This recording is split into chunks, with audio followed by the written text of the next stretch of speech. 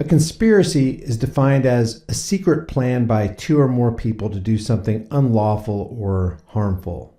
There's even a law against conspiracies. It's 18 U.S.C. 241, Conspiracy Against Rights. In part, it states, if two or more persons, which would include judges, prosecutors, lawyers, politicians, and cops, conspire to injure, oppress, threaten, or intimidate any person in any state, territory, commonwealth, possession, or district in the free exercise or enjoyment of any right or privilege secured to them by the Constitution or laws of the United States, if two or more persons go in disguise on the highway or on the premises of another with intent to prevent or hinder his free exercise or enjoyment of any right or privilege so secured, they shall be fined under this title or in prison not more than 10 years or both. And at the end of it, it says they can be fined, imprisoned, or they may be sentenced to death. That seems pretty straightforward to anybody who's got 2 micrograms of gray matter hanging between their earlobes. Excuse me. Yeah, obviously we got to exclude him from the 2 microgram rule. When discussing conspiracies, you'll find many critics saying things like, well, they're rare, and only then they're generally small in nature. This, they say, is because large conspiracies would never work due to the fact that people would talk. Besides the fact that very large conspiracies have been discovered and uncovered, and there are way too many to count, with regard to corruption and conspiracies specifically found in police departments, maybe the world needs to get acquainted with the name Adrian Schoolcraft. Born in 1976, Adrian Schoolcraft is a former New York City Police Department officer who secretly recorded police conversations for just 1 year from 2008 to 2009. And keep in mind, this is 38 years after the Knapp Commission, which investigated and found large-scale corruption within the same New York City Police Department, and 15 years after the 1993 Mullen Commission, which was also launched to investigate that same New York City Police Department. And it's worth noting that the Mullen Commission conclusion, issued on July 1994, stated, quote, "Today's corruption is not the corruption of Knapp Commission days. Corruption then was largely corruption of accommodation, of criminals and police officers giving and taking bribes, buying and selling protection. Corruption was, in its essence, consensual. Today's corruption is characterized by brutality, theft, abuse of authority, and active police criminality," end quote. So things had gotten worse at the NYPD in the 23 years after the Knapp Commission. Much worse. Schoolcraft brought these tapes to the NYPD investigators on October 2009 as evidence of corruption and wrongdoing within the department. The tapes were used as evidence of arrest quotas leading to police abuses like wrongful arrests, and that emphasis on fighting crime sometimes resulted in underreporting of crimes to artificially deflate CompStat numbers. After voicing his concerns, Schoolcraft was repeatedly harassed by members of the NYPD and reassigned to a desk job.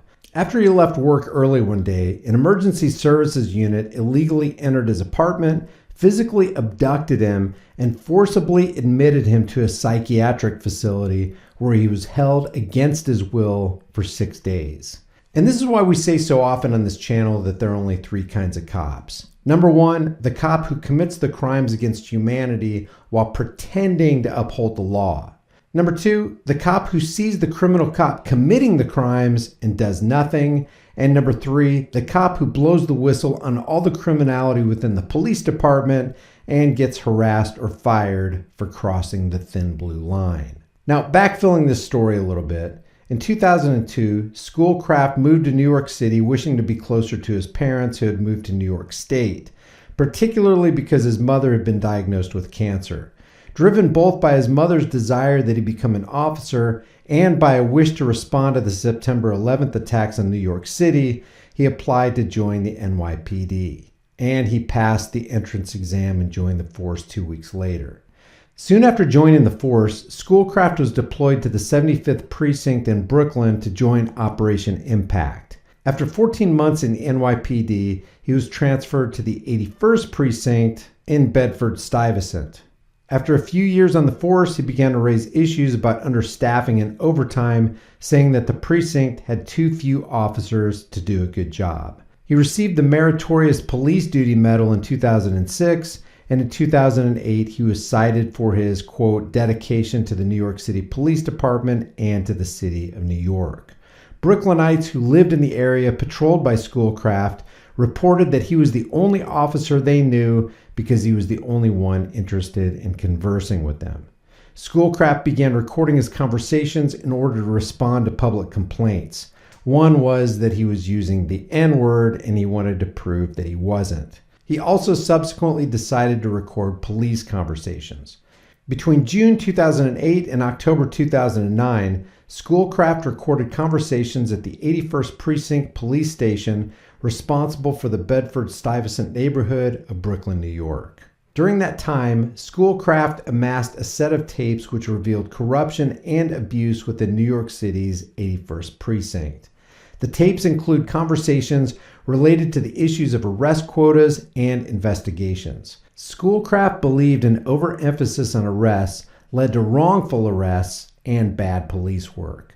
A recording from October 31st, 2009 includes Precinct Commander Stephen Morello ordering a raid on 120 Chauncey Street. Quote, "Everybody goes. I don't care. You're on 120 Chauncey and they're popping champagne? Yoke 'em. Put 'em through the system. They got bandanas on? Arrest 'em. Everybody goes tonight. They're underage? F it. Bring 'em in. Lodge 'em. You're going to go back out and process it later on." Schoolcraft was harassed particularly in 2009 after he began to voice his concerns within the precinct.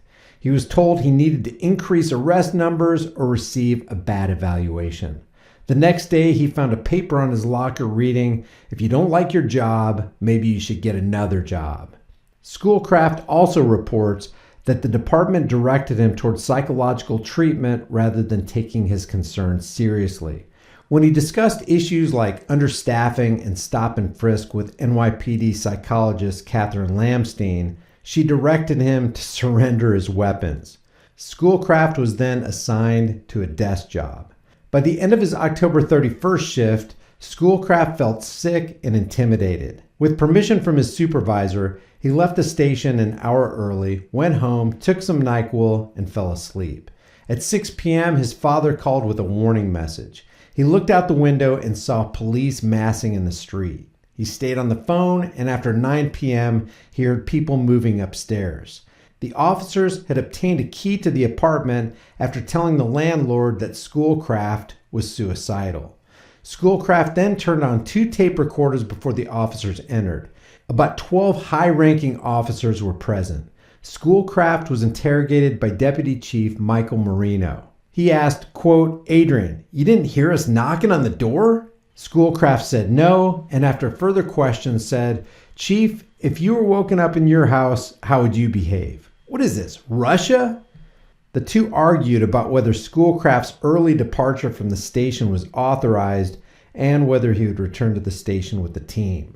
Schoolcraft agreed to check into a nearby hospital, Forest Hills, for high blood pressure. When paramedics said they were taking him to Jamaica Hospital, he said he was refusing medical attention. That's when Chief Marino said, "Listen to me. They are going to treat you like an emotionally disturbed person. Now, you have a choice. You get up like a man and put your shoes on and walk into that bus, or they're going to treat you as an EDP, and that means handcuffs." Marino eventually ordered, "Just take him. I can't effing stand him anymore." The police found and confiscated 1 tape recorder, but the other one kept rolling. Schoolcraft was involuntarily committed to a psychiatric ward in Jamaica Hospital Medical Center. He was handcuffed tightly to a bed and prevented from using a phone by orders of police who were present.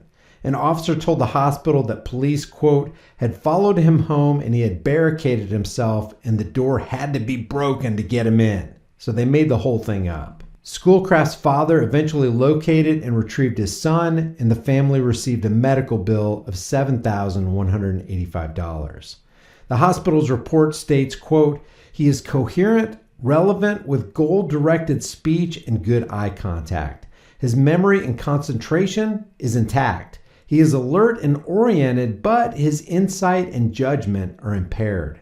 The report also says, quote, he expressed questionable paranoid ideas of conspiracy and cover-ups going on in the precinct. Since then, he started collecting evidence to prove his point and became suspicious and, quote, they're after him. After discharge, Schoolcraft was suspended from the force and stopped receiving a paycheck. In 2010, Schoolcraft released the audio recordings to the Village Voice, leading to the reporting of a multi-part series titled The NYPD Tapes. The same year, Schoolcraft filed a lawsuit against Jamaica Hospital and the NYPD. In 2012, the Village Voice reported that a 2010 unpublished report of an internal NYPD investigation found the 81st precinct had evidence of quotas and underreporting. Both of Schoolcraft's claims were settled in 2015, with him receiving $600,000 for the NYPD portion of the lawsuit. The portion against Jamaica Hospital was settled confidentially in November of 2015. Conspiracies within not just the NYPD, but in police departments all over the country are no secret. We see the fruit of the conspiracies on a daily basis as cops gain power and profit from the public that they routinely plunder. I want to close with the conclusion of the Mullen investigation into one of the most corrupt law enforcement agencies in the United States. Today's corruption within the New York City Police Department is not the corruption of Knapp Commission days. Corruption then was largely a corruption of accommodation, of criminals and police officers giving and taking bribes, buying and selling protection. Corruption was, in its essence, consensual. Today's corruption is characterized by brutality, theft, abuse of authority, and active police criminality. If you get something out of these videos, subscribe, hit the bell notification icon, give this video a like, and share it with everybody you know.